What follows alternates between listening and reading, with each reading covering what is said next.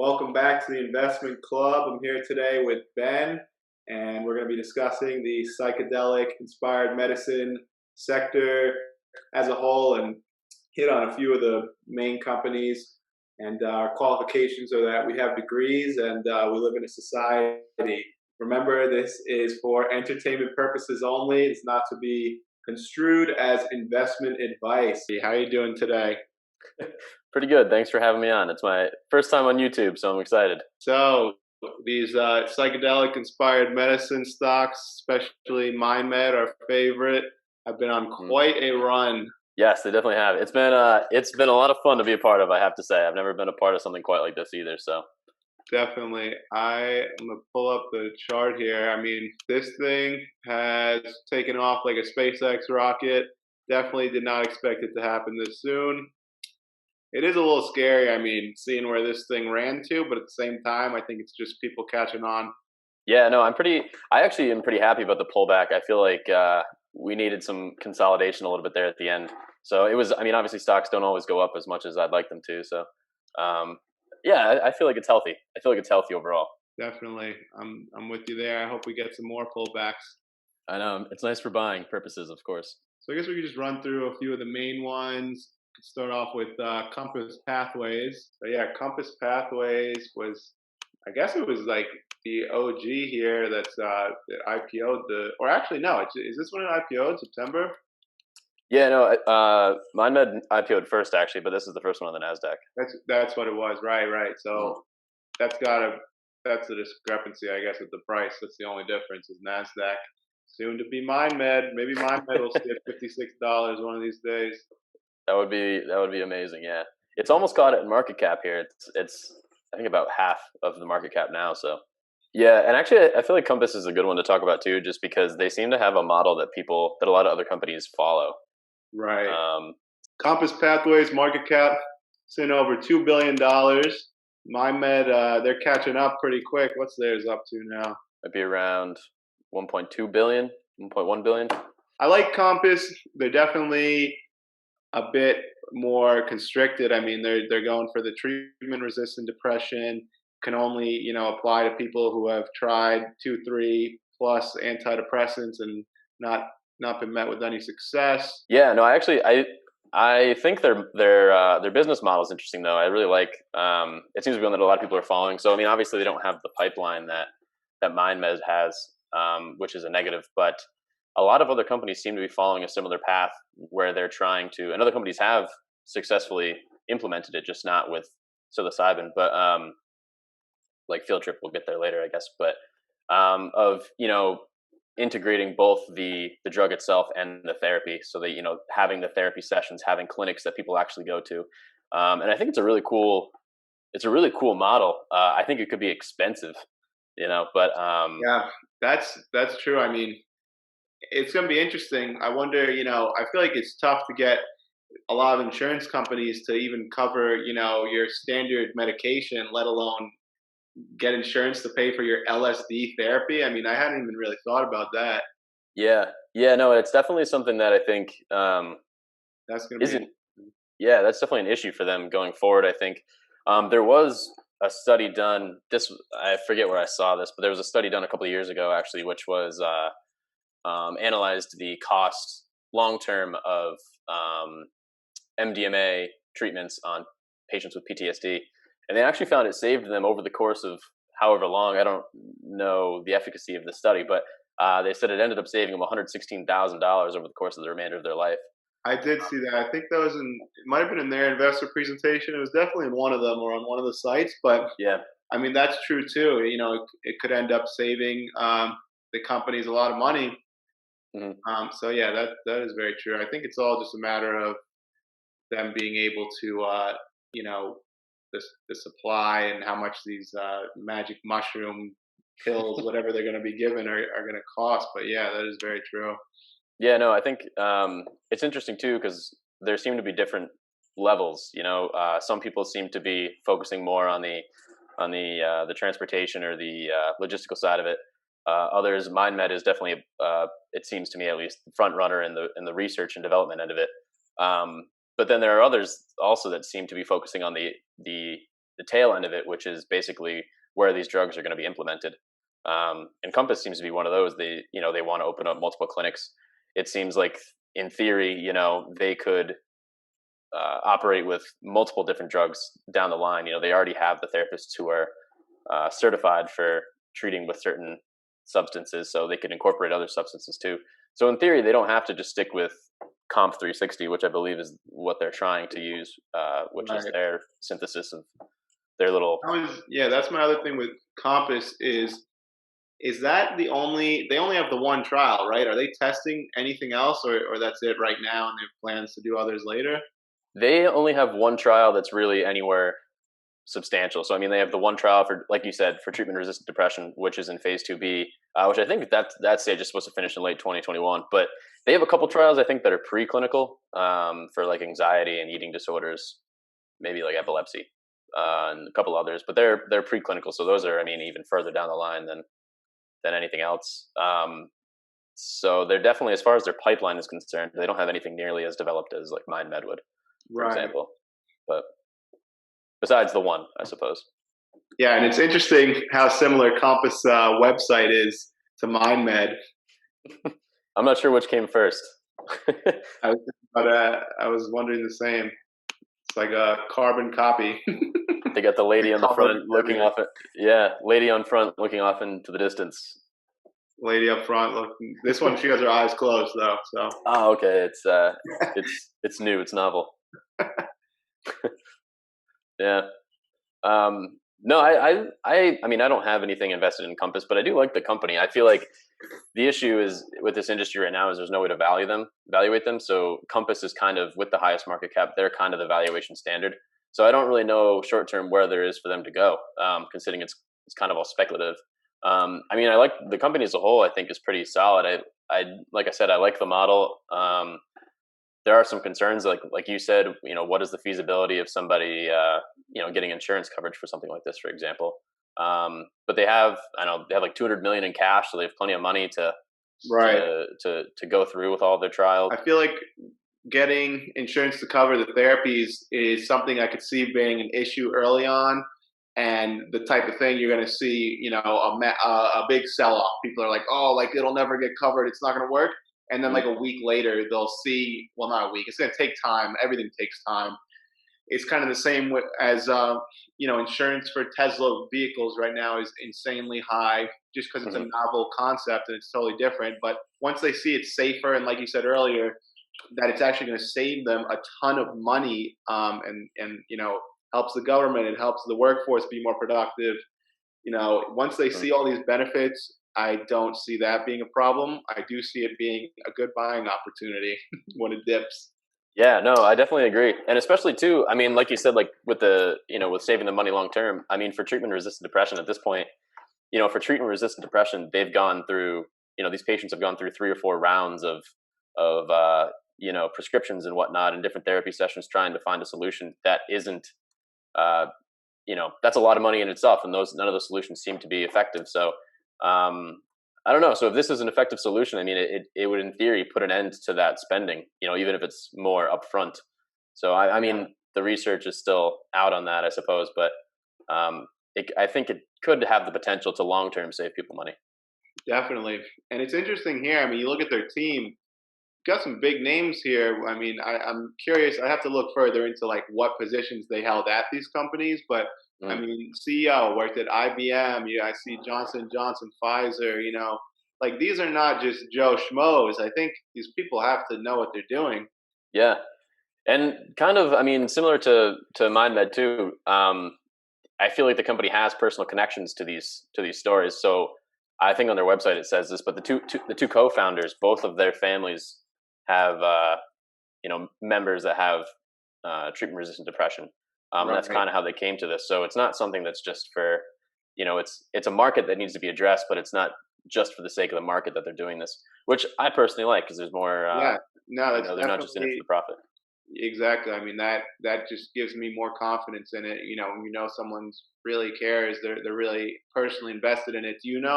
Is the CEO? Yeah, co-founder. So I guess these were the 3 original co-founders. I feel like I've seen the 3 of them. Yeah, that I think so. I only know of the first two. I don't know about. I Piers can't even. Morgan, not the real Piers Morgan, a No, faker. That would have no, been wild. no. That would have been cool though. Yeah, and I mean, like even like the Comp 360, they're pretty vague on it. Like they keep saying it was designated an FDA breakthrough, but they don't say anything What does really that more mean? about it. About yeah, like how does this differentiate itself from psilocybin? It's why is it different? Why is it better? It's novel, but that doesn't mean it's good. You know. I guess one thing to note, it is interesting just for later for field trip. I'm not sure which is more beneficial, but for example, they say supported by therapist and assisting therapist throughout 6 to 8 hour session, an assisting therapist. Um, that's interesting to me for a couple of reasons. I'm not sure if it's better to have a 6 to 8 hour trip or not, but again, like I know when we get to field trip later, so maybe this is a miss. Maybe I'm jumping the gun here, but like I know their compound FT104 is only a 2 to 3 hour trip. So I'm not sure clinically which one is better, but it's interesting that they differ significantly. Um, I'm not sure if one would be cheaper than the other, as a patient. Yeah, Um, I would imagine the one that is shorter because they're both doing you're doing it in the like office, right? With both. yeah. Mhm. So I would imagine like the shorter would be more ideal. There, but another interesting thing about it is Compass seems to be kind of locked into their 6 to 8 hour time frame, where even something like MindMed isn't. So the trip for MindMed, for LSD, I mean, is I think around 10 hours. But MindMed has their own uh, substance that essentially negates the trip or turns the trip off like pretty instantaneously, so they can kind of stop it whenever they need be. So if they I want to think set it for a that's three, probably huge because that's the yeah, other thing I'm wondering. I mean, I'm sure to start, they're going to be doing these. It's like a therapy session, but that you're taking the substance during. But it has to get to the point, I would think, where you're taking it not there, right? Or is there plan to keep it always in the office? Like, yeah. To be honest, I'm not 100% sure what their plan is. I hate to keep bringing up field trip, but it's the same exact you model. want to just go to field trip? Yeah, yeah, sure. We can just do that. It's literally the same model, but I feel like they have this end of it a little more advanced. Yeah, I mean their last page is ridiculous, but it's a little unfair to mine, I think. But Poor mind med.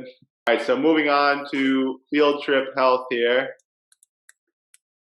yeah, so I actually think this is a study that I think we referenced earlier, but it applies to really any company besides Field Trip that has the same model. So it applied to Compass as well, in theory. But it was basically a study that was done. It was a 30-year analysis of the economic impact of MDMA-assisted therapy for PTSD. And one of the things that they had concluded was that it actually reduced healthcare costs by an average of 103,000 US dollars per patient. And I'm going to assume that's not per year, just overall. But even still, that's pretty substantial. And I don't even know if that's all on the patient's end, or costs for clinics and drug distribution and stuff like that as well. It's probably all included, I would imagine. But no, I think that's really interesting. So it actually could have an economic benefit. Yeah, definitely. And once the government sees that, oh, they'll be all over it. I mean, they never can save enough money, and that's where I think you get a major advantage. Just on top of, not that it's kind of a shame. I mean, that's just the reality of it, is like I'm in it for. I think if it's great and it helps people, it's fantastic. But to really, for the stock at least to do well, it's got to be like economically feasible. And when you have a reason like that where it saves hundreds of thousands of dollars, say no more. They're all over it. Yeah, and that's per patient too. So that's multiplied by however many patients. You A know, lot of money. yeah. But no, I think field trip's really interesting. I think one of the really interesting things about them is, actually, maybe we should scroll down to the slide. Sure. So this is something that I think is really interesting. That's I think really bodes well for field trip. I know obviously a lot of companies have their own little derivatives. Compass, as we said, has Comp 360. MindMed obviously has 18MC. But what's interesting about FT104 is that it actually reduces the duration of the trip. So instead of a trip of a normal psilocybin trip, I think is like 6 to 8 minutes or hours rather, and this is 2 to 3. So instead of having to have two therapists in theory too, where you need a therapist and an assisting therapist on deck, for 6 to 8 hours while you complete your trip. In theory, you could have one, you could just go in the afternoon and finish up. It just seems like just practically speaking, that just seems like a better, much more practical. Yeah. And on top of that too, I think Field Trip has a better established plan for post experience. So I mean, beforehand they already have Portal, which is basically an online platform where you when you sign on or are referred to go through this experience or whatnot, or go to a therapy session. Basically, you get a Portal account, you go into Portal, and then after that, there's different information sessions you have to go through, so you know what you're going to experience, you know what the drug does, things like that. You go through different questionnaires and all that to kind of get a personalized experience, I suppose. But then afterwards, they have a separate digital platform called Trip, which basically helps patients to do self-guided therapy sessions once, after treatment, to kind of sustain the success that they might have had, so that they don't have to pay to go back every time. I mean, obviously you can, I suppose, but I think that's a really cool thing. And, it helps with just, mindfulness and, meditation, obviously, things, all those good words, but also, just to sustain whatever results you have. I think that's really interesting about Field Trip is they seem to have the back end and just the digital therapeutic part of it further developed than Compass does, for example, considering they have similar models. So they have Portal already established, which should be up and running soon, I think. But it's HIPAA compliant and all that. And basically, when you schedule an appointment, you get a Portal account. You go into the Portal account. It has articles for you to read. It has educational materials, so you know exactly what you're getting, how long it's going to last. You know what the experience is going to be. There's different questionnaires, so they kind of know how to personalize your experience, I suppose. But then afterwards too, you go, you do your therapy session, maybe do a couple, I'm not quite sure. But then afterwards, you get a separate account through their Trip platform, which essentially allows, it's resources for you to continue doing, self-guided therapy at home to sustain the results. Yeah, that's a big part of it. Like, I feel like I'm interested in is just seeing how it's going to play out with the, self-guided. Like, are you going to take this stuff and go to work, or is it meant to just be while you're home? I think that's like, once it's, that's way down the line, I think.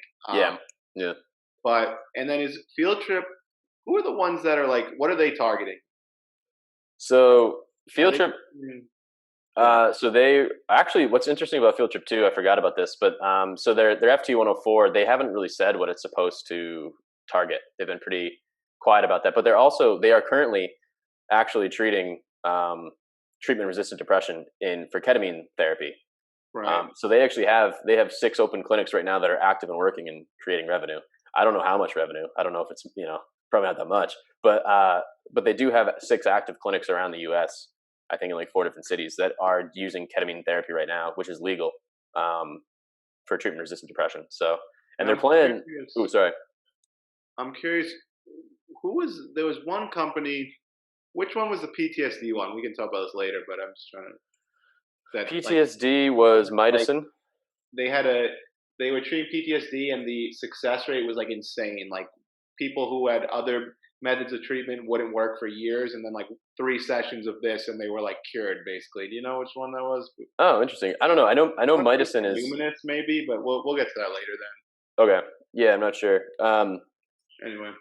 But yeah, no, I think what's really interesting about Field Trip is, one, they already have active and functional clinics that are treating patients. And they definitely seem to be of all them, like, they'd be the furthest along.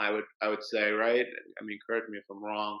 Yeah, no, I would agree. I mean, their clinical trial with FT104, I think is far out.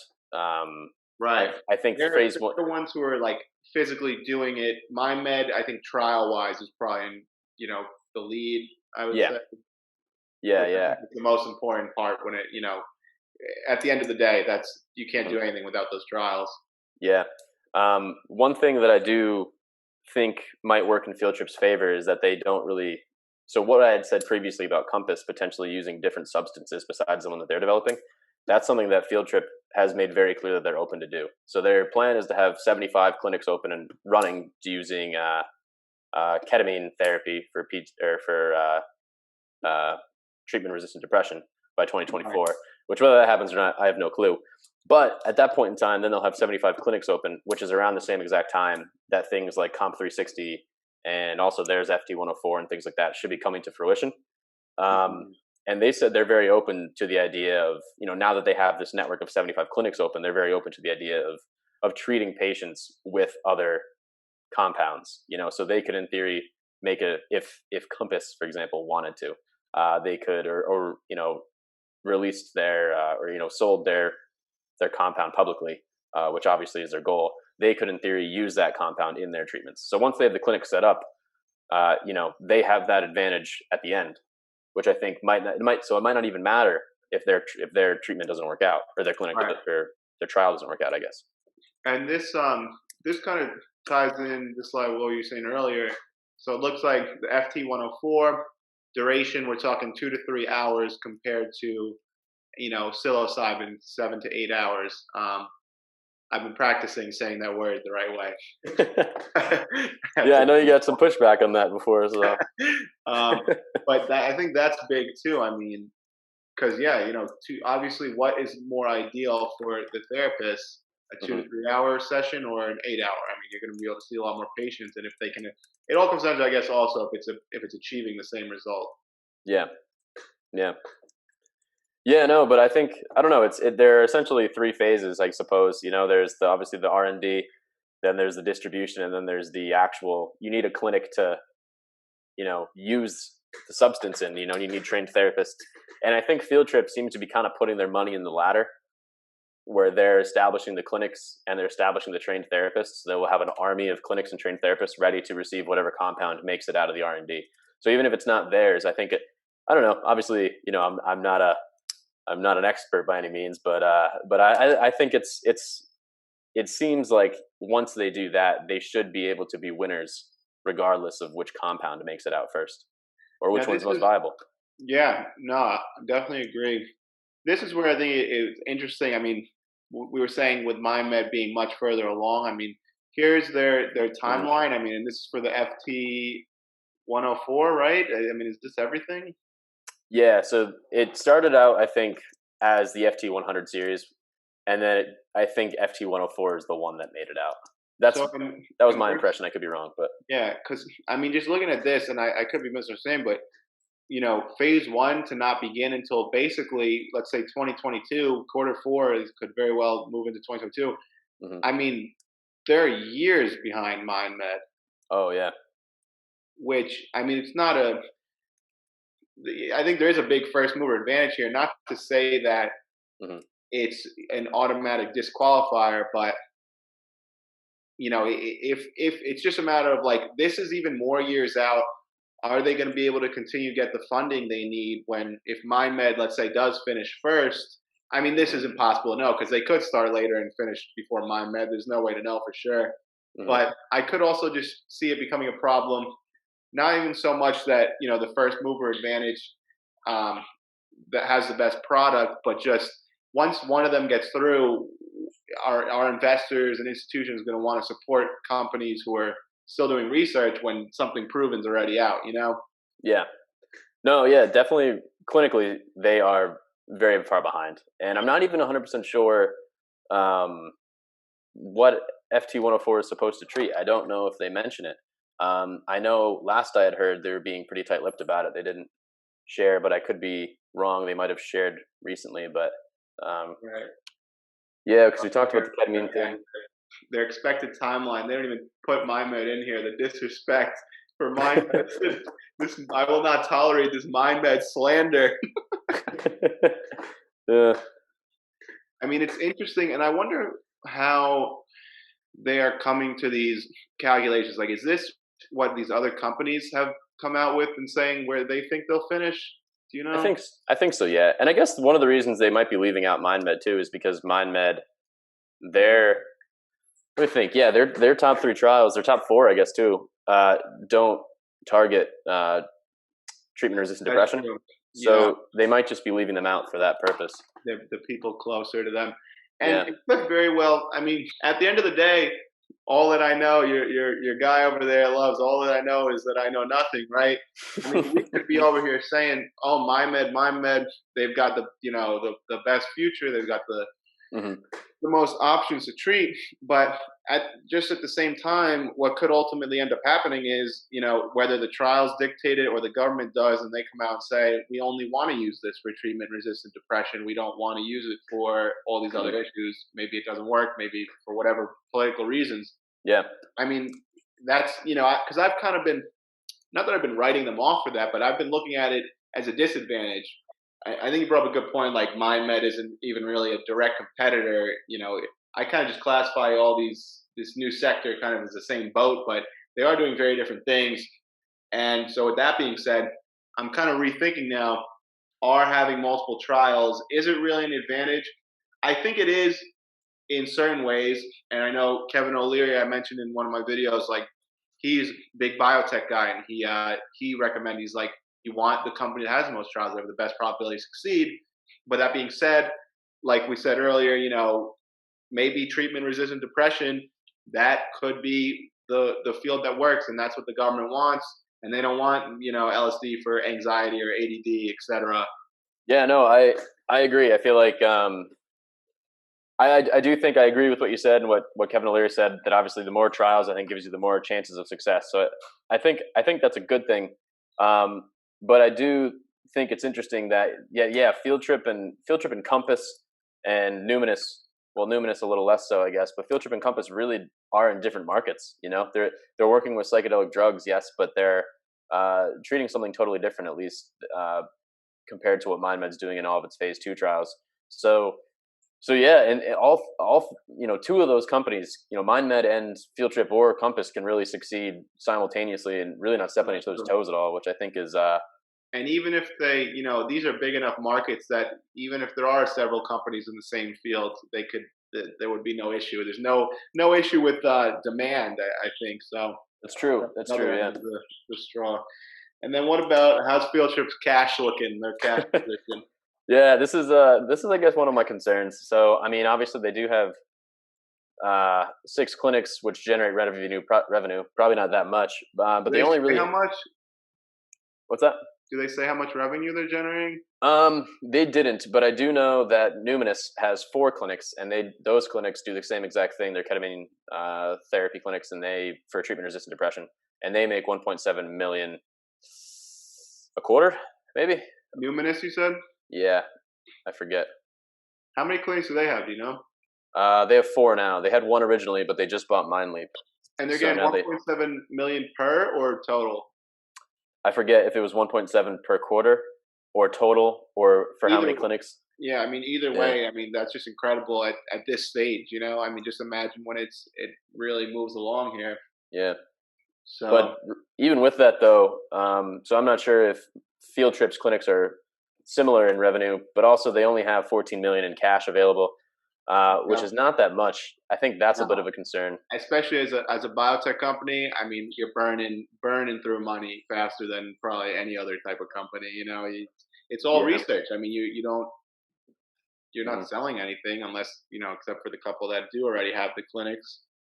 Yeah, so that's definitely a concern for them going forward. I think they would have to raise quite a bit of money, substantially more money, if they want to be, if they want to complete their FT104 trials. So from the Field Trip presentation, still we got here, and just the disrespect for MindMed. they're really like throwing them. My goodness, let's adjust this. Let's see what it should look like. All right, much better. MindMed. I'll just draw in. Look what I do with my students. Number 1.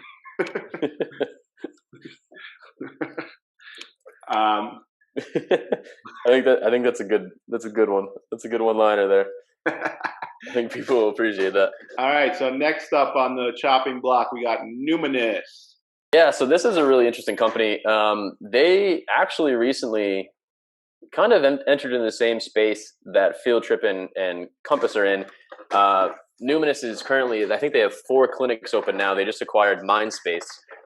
So they have 4 clinics in Canada now that actively do ketamine. So they have 4 clinics now that are active and running and generating revenue for ketamine And treatments. what is the mind space? That's what those clinics are called, or Yeah, Mindspace was a company I believe that had I guess they had three clinics because Numinus already had one I think right. in Every time I Vancouver. hear mind space, I just think of that Headspace app. You see those ads Oh, everywhere, right? yeah. Headspace is great though, so no complaints about that. But but um but yeah, no, Mindspace was a company that had three clinics open, same as Field Trip basically. They had three clinics that were doing ketamine for treatment resistant depression, ketamine treatments for treatment resistant depression. Right. So Numinus is in that space now. They have four clinics doing that, but they're kind of divided into three separate entities. So they have the Numinus clinics, like I said. They have Numinus R&D,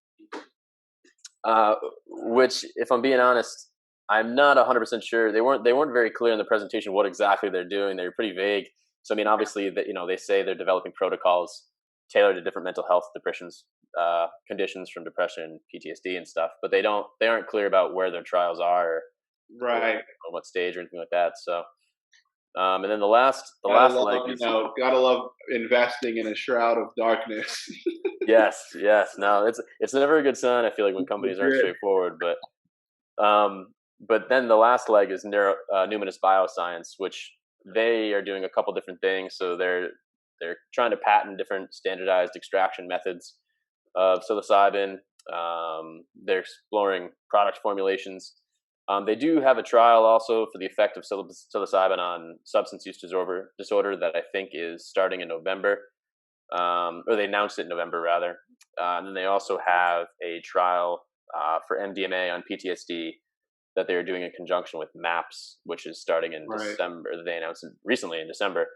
Right. Um, Just so yeah, so I mean, their trials are very young. Obviously, I'm pretty sure they're all preclinical. They do have the couple clinics that are open for ketamine treatment, which I think is nice. They are generating revenue, as I said. Um, the other interesting thing about Numinous is that they have a license to legally produce and extract psilocybin in Canada. They're, if not the only, they're one of the few companies that can actually do that. And they also have a dealer's license to import it, export it, test and distribute psilocybin, and also MDMA, mescaline, DMT, yeah. and No, psilocin. So that's definitely all big. I wonder how long it takes, like that application process. Because I'm thinking, like we keep saying, kind of the trials are number one most important thing. Like, yeah, imagine once your trials are through, you have an easier time. But who knows? Maybe it did take years for that too. I mean, that's something to definitely keep tabs on as well as a competitive advantage. yeah, yeah. No, it's interesting because again, it seems like there needs to be, obviously there's multiple lines in the production chain. You know, um, to produce a drug to scale, obviously you need to be able to, one, legally be able to produce it, but then two, import it, export it, sell it, distribute it, things like that. And it seems like they're able to do that. And I think that could be interesting, especially as a lot of these psychedelic companies are really, really stepping into their own. They're starting to obviously do a lot of different psilocybin treatments and tests and clinical trials and things like that. And I think it's easier for companies if they don't have to grow their own, and they could, in theory, buy them from Numinous down the road. So Right. And they this can is be a supplier of interesting. sorts. So, and they just acquired those three clinics you mentioned earlier, I guess, in Mhm. December. I mean, that just happened. Yep. Yeah, that's pretty new. Um, so yeah, no, I like Numinous. I think they have some good stuff going on too. They kind of are an interesting mix between sort of a mind med and a field trip or a compass. Mm. So I don't know. So if depending on which one you like, they're a good blend. They have some Right. clinical trials going, but they also have some open clinics. Oh, I guess one thing I did note on here, anyways, is that if you go into the OTC markets page and go into the Numinous page, they apparently were flagged for stock promotion. So I have more to say on this when it comes to Mydecine, because they got not only did they get flagged for stock promotion, but they got flagged as a caveat emptor. What is Yeah, stock promotion? it's not good. It's not good necessarily. OTC Markets designates a security with the promotion flag when it becomes aware of current stock promotion related to the issuer. The promotion flag remains a security for 15 days following the promotion. So that's interesting. Do you know when this started? I don't. I just noticed it the other day, but I honestly don't check the OTC markets page too often. I So wonder. I wonder how it. Yeah, because I'm not as familiar with OTC either. I'm not gonna pretend to be. mm, I wonder if it, because there's a lot of skeptical stuff going on in the major markets these days. mhm. I mean, every time Mr. Barstool over there tweets about Penn, I mean, you could call that stock promotion. So, That's do you true. know what exactly they did? I don't know. I honestly haven't looked too far into it. It could just be something too. I mean, obviously, all psychedelic stocks have had massive trading volume recently. There's been a huge uptick in trading volume. It could Right, just be something like that. It's because that amount of volume is kind of unusual, I think, or that amount of right. growth in volume. It could be legitimate. It could be a legitimate pump and dump scheme too. I don't know. I don't know. But Definitely some um, tabs on. If anybody has information, let us know in the comments below. yes, yeah, that would be nice. All right, so next up we got Mydecine Innovations Group, which I think is a little less heard of. But while we're on the topic of stock manipulation, Yeah, yeah, they definitely. another stock promotion flag. Yeah, and you'll also notice the skull and crossbones, that designation they've been given. Um, Yes, interesting. yeah, which is not good. So I don't know what they did to get this either. But basically, from my understanding of the OTC markets, there's essentially three tiers. So you have the pink tier, which is the lowest. That's where Right. Numinus is there. OTCQB is kind of the mid tier. That's MindMed's there, and then there's OTCQX, which I guess is the top tier of the OTC markets. Whatever Mydecine did, and this would definitely require more due diligence, but whatever they did, they got marked as caveat emptor, and that took them off of all three. So now they're their own thing for at least 30 days. So they get designated with a skull and crossbones. Nice. And I guess while we're at it, why don't you share? You tried to buy Mydecine on Fidelity the other day. I heard. What happened there? Yeah, no, Fidelity doesn't let you. You have to call in and tell them that you're okay, or that you understand the risks or whatnot. So I got an error message on that one. I'm trying to figure out why they got the caveat emptor. Okay, here we go. This actually, how take everything from Reddit with a grain of salt here, but it's amazing. Like all these companies, these psychedelic stocks. This is like the only place that you can find info almost, aside from the website. This person's saying, called the company, let me know it's from the previous cannabis company which Mydecine took over. New Leaf Brands, I guess that's what it used to be called. Used a go public shell to take Mydecine public. Okay, interesting. I mean, I take all this with a grain of salt, obviously. Yeah, I I do have to guess say just one quick thing about the new Leaf also. So I know that Mydecine, yeah, they kind of came into existence through New Leaf, but they want to separate from New Leaf, and I'm not sure what the deal is with this yet. I'm not sure if they've solved it, but apparently, if you own Mydecine shares, once New Leaf separates again, or Mydecine separates from New Leaf, you might end up with New Leaf shares. So I'm mm, not 100% sure how that works. yeah, I'm a little fuzzy on that, but it doesn't seem like you'd want New Leaf shares, so it seems like a bad thing. But I don't yeah. I don't know. I'm not sure about that, so I don't know. I guess if people know, you can put it in the comments. That's a thing people say, right? So Yeah. yeah, So we got a lot of negatives with Mydecine. Anything this company has going for it? yeah. Actually, all that considered, I kind of do think Mydecine's an interesting one. So they're similar to Numinus. They're comprised of three separate subsidiaries, basically. So there's Mydecine Health Sciences, is the first one, which is doing some really interesting things. I'm not sure if it's really feasible, or I'm not sure what their aim is with this, but basically their plan is to have a fungi infused line of goods that should be launching actually soon in quarter four of 2020, according to their presentation, anyways. And they in the presentation as well, it says that they're partnered with one of the world's largest coffee and chocolate producers. They don't say who that is, so I have no clue. The other thing, Mydecine Health Nestle. Science. I don't know. Yeah, no. That would be nuts. That would be nuts, though. But I thought it was a little fishy they didn't list it. But Yeah, the world's largest and nameless. Okay, seems world's legit. largest, yeah, yeah. It's an underground market apparently, um, but anyways, they also have a 50% stake in Alternative Distributions, which is a company that's based in Texas. It's a distribution and logistics company that focuses on emerging products, and they have relationships with Costco, Whole Foods, Kroger, things like that. And also, Mydecine Health Sciences is developing new psychoactive substances. So similar to Compass did with Comp 360 or MindMed with 18MC. they're obviously trying to develop their own as well. The second subsidiary company is Neuropharm, which this is really kind of the more standard, I suppose you could say, psychedelic part of the company. Right. So they're developing psilocybin therapies to help patients with PTSD, which I actually think this is really interesting. They say in the presentation they have a little over seven preclinical trials addressing PTSD in veterans. They say they're partnered with NYU, USC, Mount Wounded Sinai Warrior. Hospital. Yeah, Wounded Warrior Project. They have connections with the U.S. military, the British Armed Forces. It'll be interesting. Call up the U.S. military and you see what they have to say. I mean, I wonder how big it is. I'm sure they've got to have a lot of partnerships like this. Like, I wonder, what level they operate with them on. That's actually a really good point. Yeah, because obviously PTSD is a huge issue in the military. So I don't know. Yeah, I don't know how big of a concern Mydecine really is to them. I'm sure you're right. I'm sure they're partnered with all sorts of companies. So, but then the last subsidiary company is Mindleap, which is a telehealth platform. Here we go. We got another comparison. Let's see if they're throwing shade.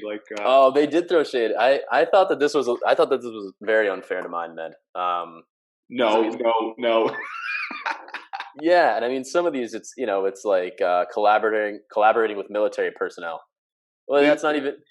It's just ridiculous. Like, you could write the CEO wears blue underwear. No. Like, they're just like pulling crazy stuff out. I feel like. Yeah, like collaborating with military personnel isn't really even in MindMed's interest. What does that even mean? Yeah, they're not doing anything with PTSD anyways. So I don't know. And then they say things, able to import, export whole mushrooms. Actually, MindMed is able to do that, so that's a poor example. But they have a dedicated state-of-the-art mycology lab. MindMed wouldn't have that because MindMed is dealing primarily with LSD. So right, it's not. It's just like you're telling a fish to climb a tree over here. I mean, come on. Yeah, I feel like that just shows, they're on the attack. This is like what Nikola was doing to Tesla. I mean, that's an extreme. Like, you're suing other people before you even have your own company. Like, what are you doing? What are you comparing yourself to these guys for? Yeah, no, I think Mydecine's way far behind. I mean, it's even at the bottom stage of clinical trials. All of theirs are preclinical. We put that at the bottom. It's like nearly. If you were pulling this up, they hope that it's cut off. Like, if we were looking at it like this, like. Yeah, so it's definitely a misleading chart. So, but they do. I mean, I do think the PTSD thing is interesting, and I think it is a market. It's a separate market that not a lot of companies are dealing with. So definitely. That could be very interesting. And then they also have the telehealth platform, like I said. So I don't know. It could be very interesting. It's a possible play. They have kind of logistics side down with the alternative distributions partnership, but they're very far behind in the game. So, and I have no clue what their aim is with the fungi infused line of products. I don't know if that's supposed to be recreational. I don't know if that's supposed to be how treatments are administered. I'm unsure. So that's supposed to come out soon. So I guess we'll see. But all right, so the next company we got in space here is Revive Therapeutics. Yeah, so I think Revive is a very interesting company. They're not a pure psychedelic company. Do stuff with like CBDs, CBD oils, and things like that. They have recently, actually, they just got approved for a phase 3 clinical trial for busilamine for COVID-19 treatment, which is interesting. I don't know if it's really, it's great. It's awesome, but it seems like with the vaccines coming out and things like that, and there's already other COVID-19 treatments, I'm not sure if that's really going to be a great source of revenue. Right. So I know that they're trying to start new clinical trials for busilamine for other infectious diseases as well. They lost the race there, it's like. Yeah, so I don't know if that's definitely going to be their moneymaker or not, but if it works for other infectious diseases, it could be something that's viable for them. Right, and that's interesting. I mean, yeah, exactly. That's exactly what I was going to say. Is another niche market. Like, I haven't seen any other companies that are they're targeting something specific here that could be an asset to them. Yeah, and they even target a more specific audience too, in that they also focus on rare disorders. So one of their strategies is to pursue drugs that are covered or categorized as orphan drug status by the FDA, I believe, which I had no clue what that was. But apparently orphan drug status is a legal designation that's given to companies or drugs rather, for really rare diseases where it would not be in a company's economic interest to pursue a drug. Like it's such a rare disease, frequently occurring type of thing. Yeah, so it's such a rare disease that you wouldn't even make money, or you'd make minimal or negligible money off of pursuing a solution. So how are they going to make money? Yeah, so the orphan drug status is basically, the way I think it understands is that you get federal money as an incentive to pursue those solutions. So once you come up with a solution, if you come up with a drug that treats, so the one that they're looking on, I guess, for example, is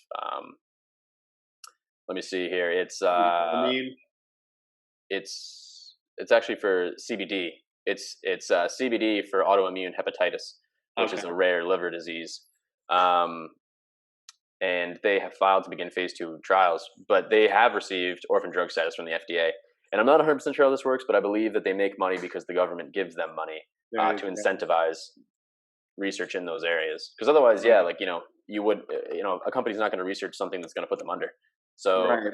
And I'm curious if all does go well, they are able to solve it, they get that government money.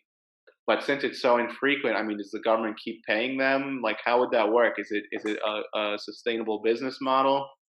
Yeah, I'm not 100% sure. I guess it would be, in theory, I don't know, but I guess in theory, if the government didn't keep giving them money, it would be a sustainable business model if you kept pumping out trials, or if you kept pumping out solutions. Once again, any healthcare people out there, let us know in the comments below. Yeah, I could be very wrong about the orphan drug status thing, but I do know that they did receive orphan drug status. So, right. I mean, it's definitely interesting, and it could be something. It could also be their, kind of like their foot in the door. Maybe they use that. They help the government, scratch their back, then they scratch their back. But, type of thing. Like maybe that's their starting, kind of a stepping stone they could use it as. Yeah, so I think it's an interesting market though, because I mean, as far as I understand, they're one of the only companies in that market. So right. It's an interesting business model. They do have a pure psychedelic play too, so they have a phase 1 trial set to start in Q1 of 2021 for meth substance abuse. That would give them a moat as well if they could apply it to other things. I mean, again, like the quid pro quo, the government is going to help them out and back them if a competitor did try to enter, Yeah, no, I would agree. So it seems like a viable option, or a viable business model anyways. I'm not sure if it's going to make billions, but they do have a more pure... Yeah, at least they're modest. Yeah, very true, yeah. And they do, for their part, have the more classic psychedelic play. So they have a phase 1 trial set to start in the first quarter of 2021 for methamphetamine substance abuse. And they have a couple preclinical trials for depression and anxiety. I think they have a pre-IND meeting set for Q1 of 2021 as well. And then they have, they're working on getting orphan drug status for some cancer indications. Yeah, so at least compared to some of the other companies we've covered here, at least Revive has got a little modesty. Yeah, I don't know what they're trying to show there. I guess they're just trying to show the room to grow, but yeah, or the ceiling. Yeah. No, so but I do think they're interesting because obviously the orphan drug status is a niche route to take. They have their foot in the door in CBD as well, obviously, which is nice. If potentially they have the phase 3 clinical trials for butylamine, if they can make that applicable to other infectious diseases, I think that could be a great source of revenue. So yeah, and then they have their kind of classic psilocybin play. So what's next? You say champignon? Yeah, I guess so. Should I pull up the presentation or just pull up the stock chart or something? Well, good luck pulling up the presentation because there isn't one. All right, I'll just pull up the stock. If you go to interesting, that's always a good sign when the ticker does not match up at all. Yeah. Yeah, that was the other thing. When you go on their website and you go to must investors, have been a different company or something that they which I feel like it just never ends well when it's used to be something, now it's something else. It's just like never ends well. No, it makes it fuzzy to say the least. What do we think here? To be honest, I know just about nothing about this company. I know that they have some trials that are they're working on PTSD and depression. But to be honest with you, the only thing I know is that their trials are in phase one, and the only reason I know that is because of the Mydecine presentation, because they didn't say it on their website, and Right. they didn't have an investor presentation that I could find. So um, I don't really have much to say. I don't want to say I'm writing them off, but I think they're very underwhelming with the fact that they don't have even like an investor presentation or any really Yeah. detailed account of what they're doing. So Right. I feel like Right. that's generally not a good sign. I feel like we need a psychedelic sector ETF here. But then again, I we know, yeah. before that we need these companies to make it to the major markets. Yeah, one thing at a time. Good one. We'll have our ARK P coming Yes. soon. Our ARK You Psychedelic. know, Yeah. it's interesting. I might have mentioned this in one of the videos, but I'd love to call up ARK and try and get their take on a mind medicine, like if they've looked at it, if what they think, because Mhm. if they picked it up, I mean, and that's again, it's Oh not yeah. on the Nasdaq. They can, I guess, but that would be something because that's when they're always on the ball with here's the next big thing type of investments. Yeah. No, I think you're 100% right. I feel like MindMed specifically seems right up Kathy Wood's alley. So I would love to see what happens when it gets on the Nasdaq. I think if it runs for a bit, or even if it stays steady and they have some good news coming up, I could see them picking it up, and that would be huge. Be Yeah, huge. definitely like a small thing, but 1-2%. I mean, still, it's the rate it's been going up. It'll make some noise. Oh yeah, no. So and that's actually an interesting. The Nasdaq uplisting I think is a really interesting Prospect. Because you got to prospect. think. Yeah. So let's just, if we pivot to MindMed real quick, you got to think. Look at the hype and attention it's already drawing from like this very small, Mm, almost cult-like community. It's not on Stocktwits. It's not on Robinhood. The institutions can't buy it. The indexes can't buy it. You put all four of those things together, and like I think people severely underestimate, or just I don't know if that they've thought about it, the effects that will bring. I mean, just look at a Tesla. That thing for the last 6 months has been shooting up off no news, just those things alone, like the S yeah. and P news, the everyone playing catch up and having FOMO now. I mean, I could very well see this following a similar pattern, and that just goes to say, without we don't even the trials are years out, but just off of that kind of FOMO sentiment, let's just say alone, I could totally see the Robinhood investors like being all over this. I mean, that could easily double, triple the market cap from where it is right now. Hmm. And who knows from there? Maybe then it even gets on I've mentioned like Johnson their radar. Like they kind of dabbled with the S-ketamine treatment. Hmm. Who knows? A big pharma company could swoop in and buy them out. And there's another, I hope not. I want them to keep growing and really see where this thing can go. But a lot Yeah. of possibilities, I think. Yeah. No, I definitely agree, and I think what you said about Johnson and Johnson's a really good point too. I really hope they don't buy them out, but I could at least minimum see once these trials get to phase three, I could see a company like Johnson and Johnson pouring in a lot of money, not investing into MindMed, but pouring in a lot of money for some of the potential profit from MindMed. Right. So Maybe they because buy a stake, kind of like yeah. like Altria bought a stake in Kronos, something Hmm. like that, just to kind of even if it's 10-20%, and then they get more funding. That's the Yeah. other, I mean, MindMed has been doing an excellent job of raising money, and just they're giving themselves the fuel to just keep it going. I mean, I think that also shows they're in it for the long haul here. I mean, they're planning. They're not just like next year we're gonna have this. Like they understand exactly what's needed. Like they're stacking up. I mean, how much they've sold over 100 million in stock bought Mhm. deals in the last month or two, I'd say. So like they are planning. I feel like they've got the war chest growing. Oh yeah, they're good to go for. They have enough cash for years. Um, I don't Whereas know how a lot of many these years. other companies, I don't know if they can say the same. Yeah, and they definitely have the firepower I think to pump through a couple of these at least. So that's definitely. I think they're doing a really good job with that too. I would agree, and I think the timing of it too was great. The stock was way too inflated in my Yeah. opinion. As No, much it as it, it was very very good move. Yeah, I agree. yeah, yeah, the timing really knocked it down. I think. So I don't know. I think they're really. really playing their cards right. I think it's basically It's been all almost good news. So it's almost working out for them.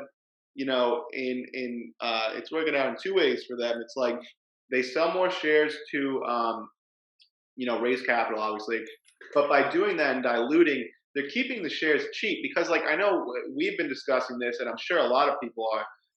At what point do you stop buying this thing? I mean, if it was a $10, $15 stock, I probably wouldn't be buying anymore. mm, But if it's $3, I could buy. That's like my lunch money. I could just keep buying it every day. And it mm, almost, so in that regard, I think it's helping them in two different ways. You're keeping it cheap. You're keeping people interested in thus buying, raising money that way, and then you mm. keep selling shares. It's a win-win. Yeah, no, I definitely agree, and I think that. Obviously, this doesn't really affect the valuation of the company itself, I guess, but that's kind of a downside psychologically speaking for Compass, I suppose. Right. Because their Definitely. share price is, yeah, it's $55-$60. So even if MindMed and Compass, if they're both on the Nasdaq, even if they have the same market cap, they're valued the same. Just psychologically speaking, Yeah. I would rather buy a $3 share. And again, And that's yeah, it. It's like there's no denying that you got to like account for the psychological aspect. I mean, I keep going back to Tesla. Nothing changed. They announced a stock split, and the stock triples in value. I mean, like, not value, but the stock price keeps going up. You know what I mean? yeah. It just feels like there's just something about that's why penny stocks are attractive in the first place. It's like you can get so many shares for so little money, even though a company might be overvalued as a penny stock or whatever it may be. But And I mean, and we look at, they got the 4 trials here, and they still have a long way to go. But I mean, we're at 2A here with 3 of them. I mean, mhm.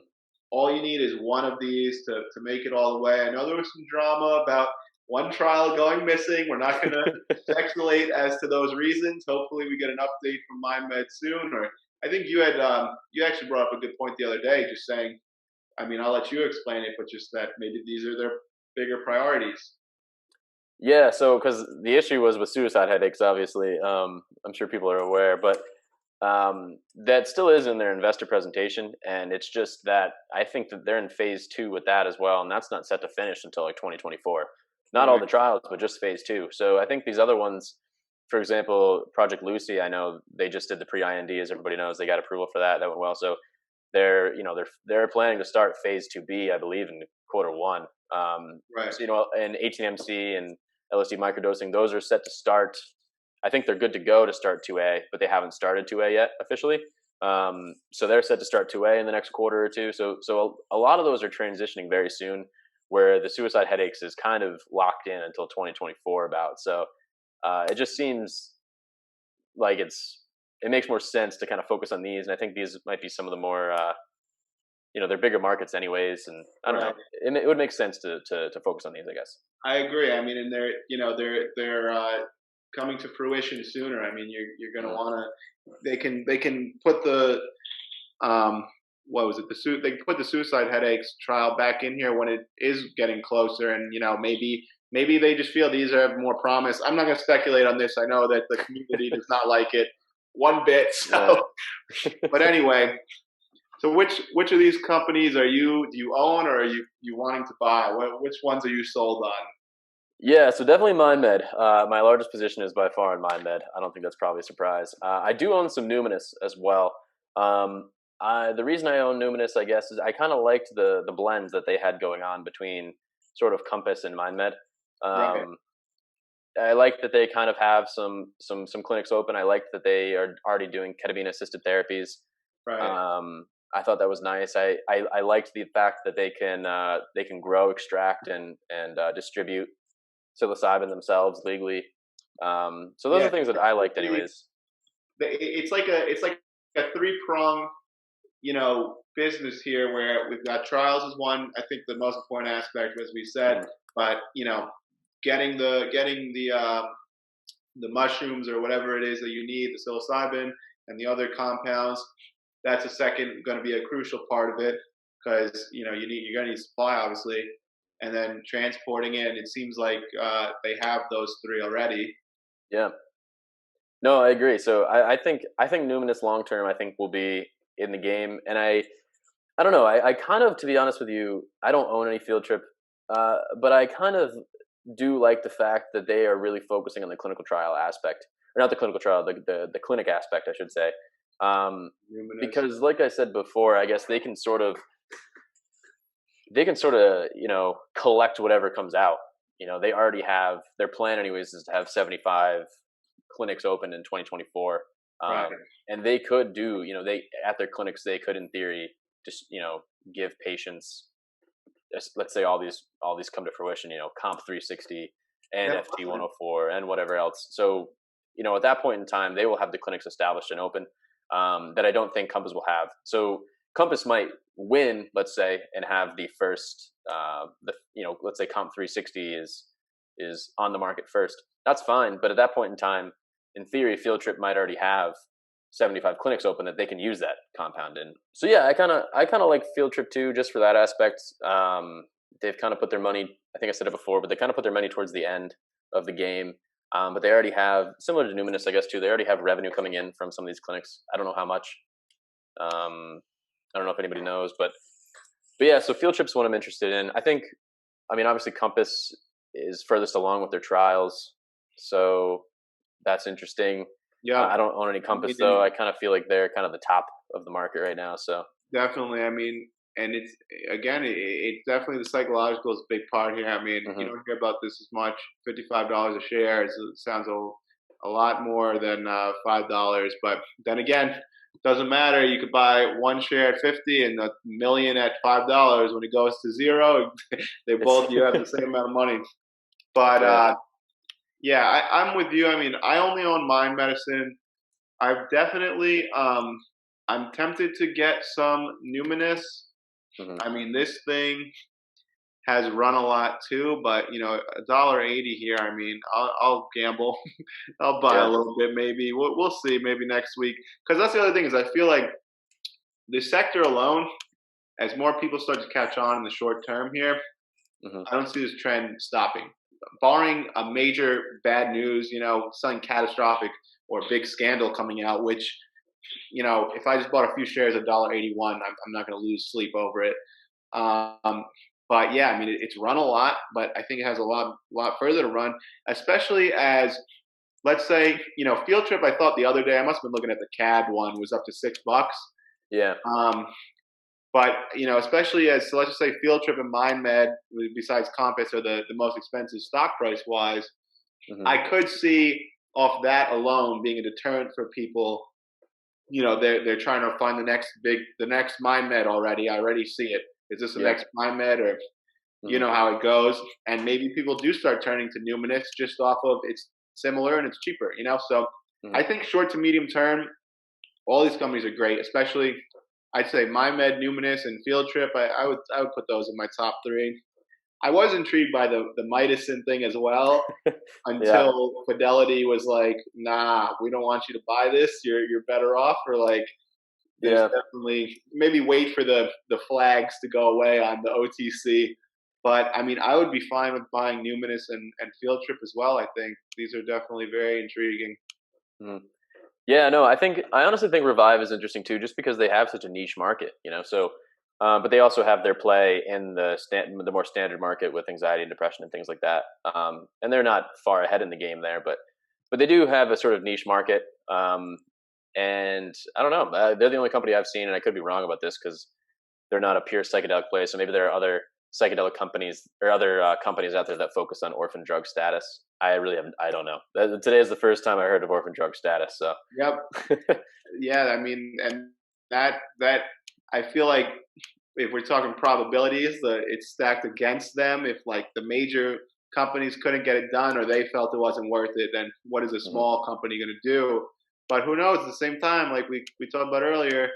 But yeah, this is interesting too. And 50 cents a share, interesting. Yeah. One thing I am really interested to see is I don't know. I guess it's not guaranteed, but I sort of believe that MindMed is almost a lock to get on the NASDAQ here sometime. Yes, I'm definitely. Not like I don't want to give the impression that I'm losing interest in MindMed at all to people. Yeah, this one is.